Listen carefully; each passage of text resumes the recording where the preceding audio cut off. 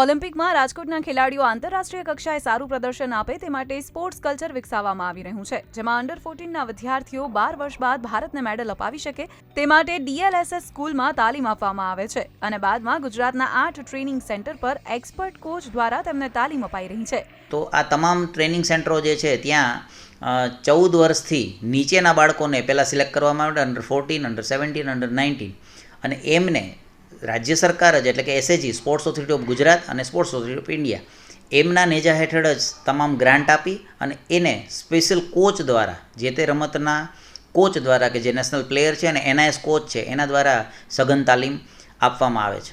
આ સાથે જ રાજકોટમાં યોજાવા જઈ રહી છે નેશનલ સ્કૂલ ગેમ્સ. 6 વર્ષ બાદ સ્વિમિંગની નેશનલ સ્કૂલ ગેમ્સ યોજાશે. સૌરાષ્ટ્ર યુનિવર્સિટીએ એથ્લેટિક્સમાં 3 નવી ઇવેન્ટ ઉમેરી છે, તો રાજકોટના 4 વિદ્યાર્થીઓ રોલર સ્કેટિંગમાં નેશનલ કક્ષાની ટુર્નામેન્ટ માટે પસંદગી પામ્યા છે.